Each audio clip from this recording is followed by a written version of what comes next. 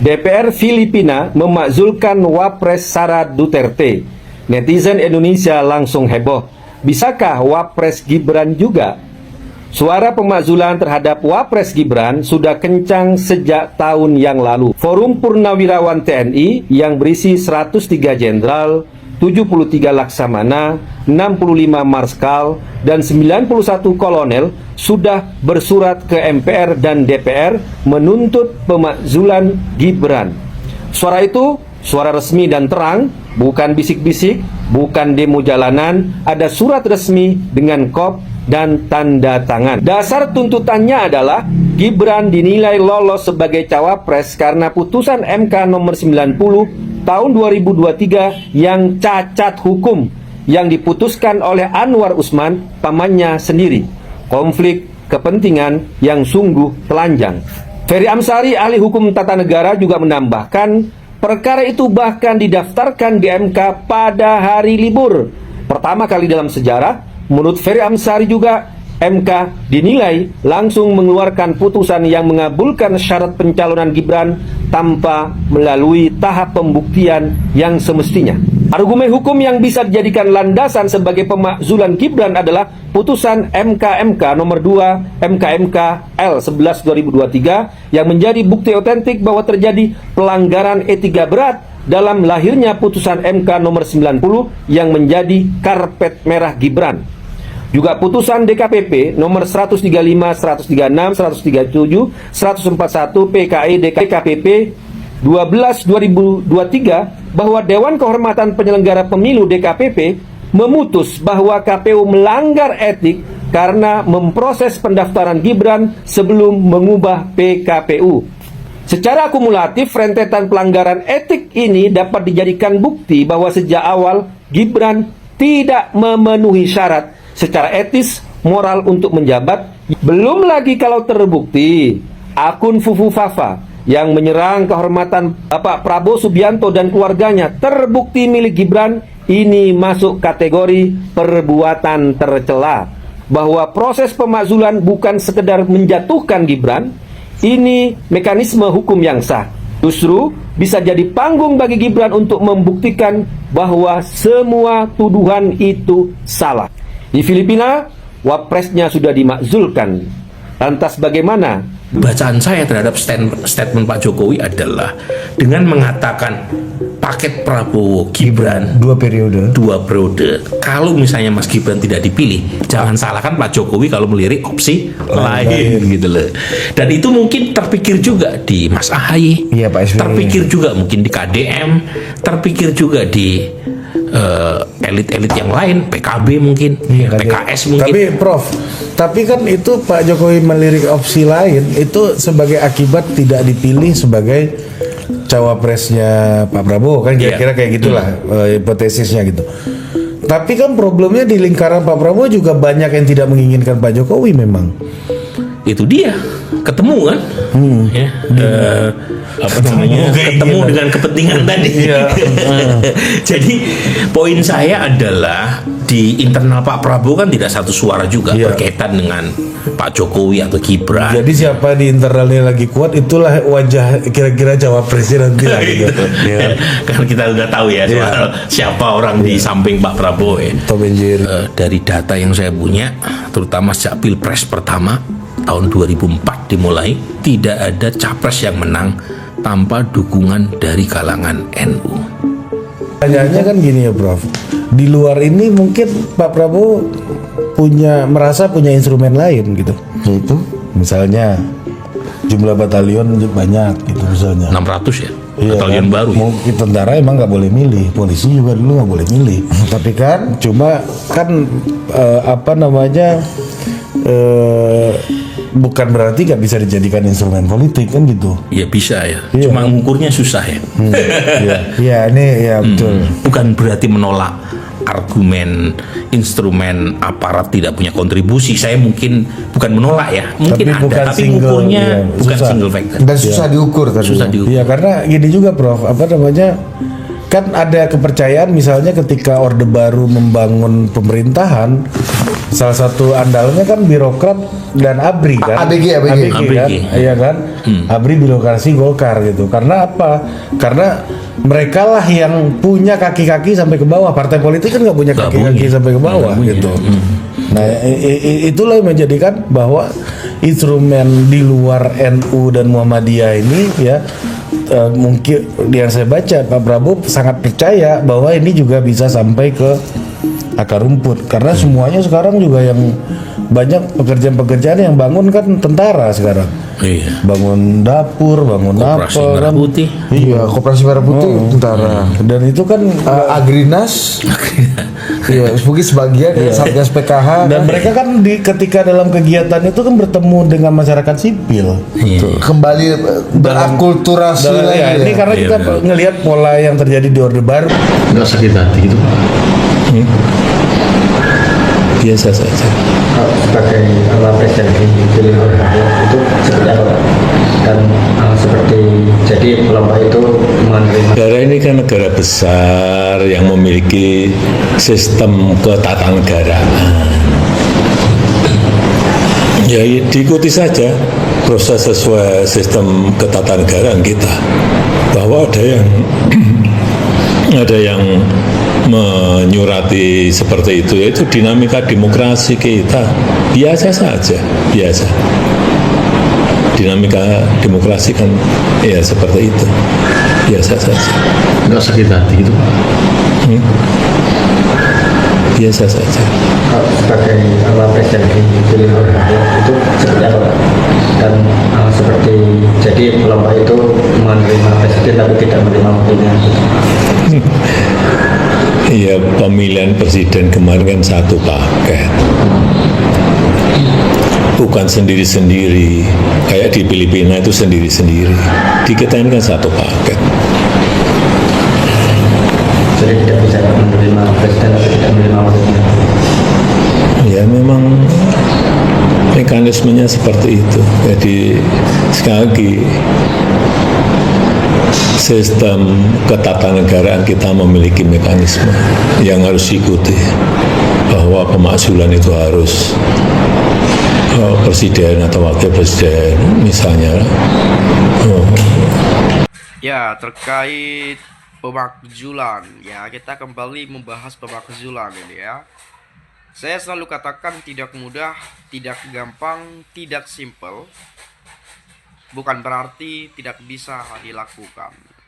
Siapa saja bisa diganti, presiden pun bisa diganti, apalagi wapres, gitu ya.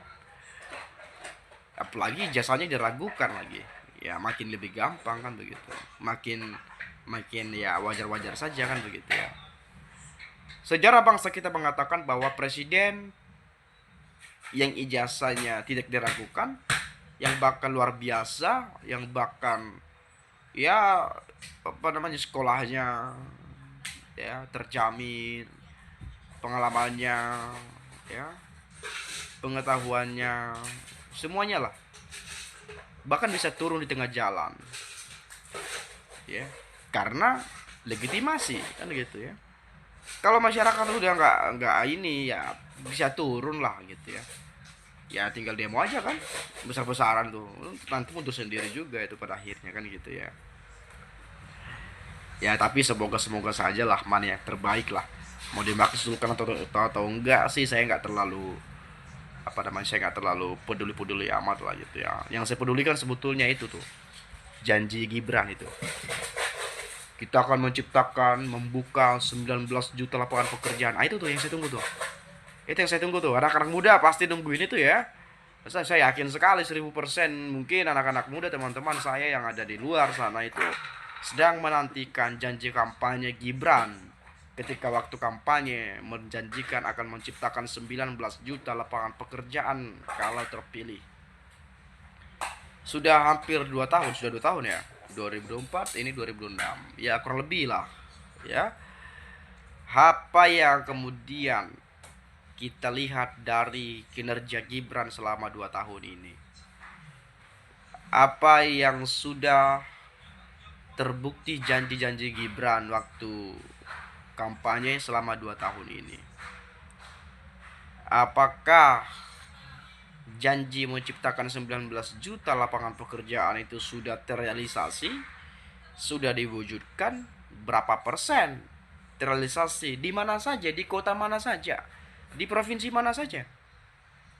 Tapi kalau hanya itu janji omong-omong dan omong kosong, tanpa pembuktian realita fakta yang mungkin bisa dirasakan oleh masyarakat, tentu anak-anak muda yang sejak hari ini banyak yang nganggur itu, ya mending jangan dimakzulkan lah. Lebih tepatnya ngundurin diri saja. Ya karena memang ya ngapain menjadi seorang pemimpin kalau janjinya saja pun tidak bisa ditepati. Artinya kan omong-omong, kan begitu. Nah, tetapi kalau ditepati janjinya itu, kalau memang direalisasikan, yang ngapain dimakzulkan? Wong wapresnya bisa kerja kok. Wong wapresnya tidak janji palsu kok. Wong wapresnya punya potensi kok, punya kapasitas kok, punya kemampuan kok.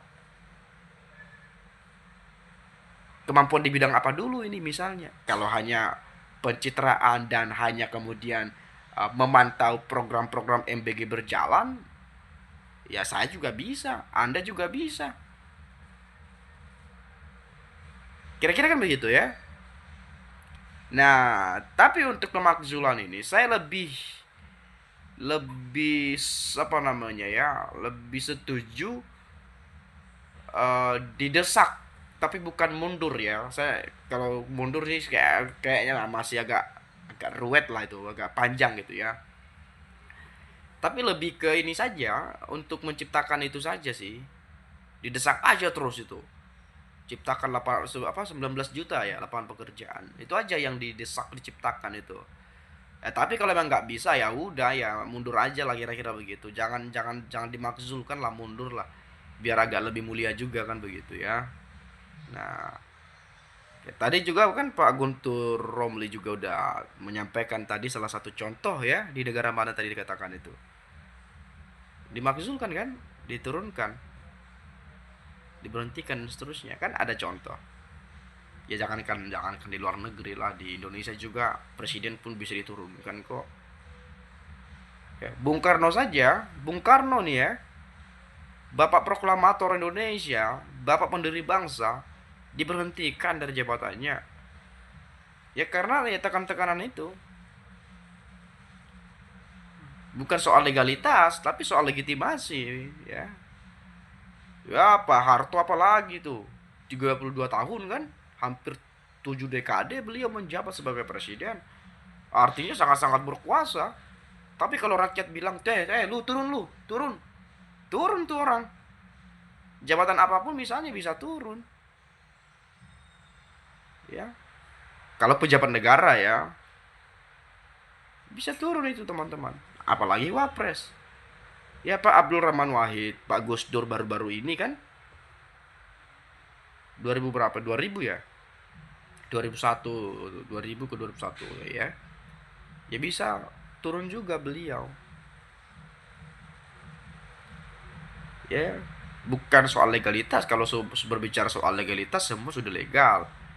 Nah, Gibran pun misalnya walaupun dikatakan cacat konstitusi, dugaan-dugaan kecurangan pemilu waktu itu ya, politik palsu, merusak tatanan bangsa dan seterusnya. Oke lah, misalnya soal putusan 90 tahun 2023 MK dan seterusnya dianggap cacat hukum, cacat konstitusi. Ya, bahkan disebut-sebut dulu itu anak haram konstitusi dan seterusnya kan gitu ya. Tapi memang kita harus akui bahwa sengketa pilpres telah dilakukan di Mahkamah Konstitusi, ya hasilnya ya udah dissenting opinion memang gitu ya, kelihatannya begitu. Ya, kelihatannya waktu itu kan bergejolak waktu curang. Diajukanlah di sengketa pilpres gitu.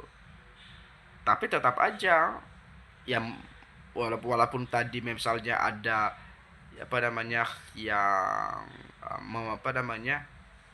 yang mengabulkan permintaan dari atau membenarkan apa yang disampaikan oleh pihak paslon 01 sama 03, tapi mereka hanya minoritas.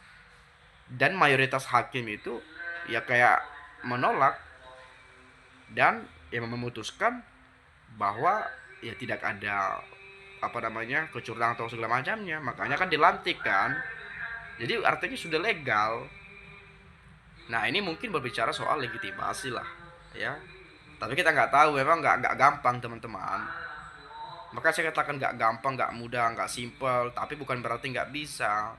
Kalau pemakzulan misalnya ngikuti mekanisme yang ada, ya tentu dibahas DPR dulu nih nantinya, dikaji dulu, menunggu persetujuan DPR dulu sekian persen ke sekian dari jumlah total yang hadir dan seterusnya, ke MK lagi, nanti MK berunding lagi, musyawarah macam-macam, ada keputusan dan seterusnya, balik lagi ke DPR-nya, selesai dari sana, dan kemudian nanti ke MPR lagi gitu ya, kalau prosedural mekanismenya gitu ya. Tapi kalau misalnya mundur ya nggak terlalu ribet juga kan ya. Tapi masa sih ada pejabat mundur, rasa-rasanya sih kayak nggak mungkin gitu ya, kecuali dipaksakan, didesak gitu ya. Saya kira itu saja lah ya, saya minta maaf kalau saya salah ya, kurang lebih hemat saya seperti itu ya. Itu saja, terima kasih, salam dan sampai jumpa.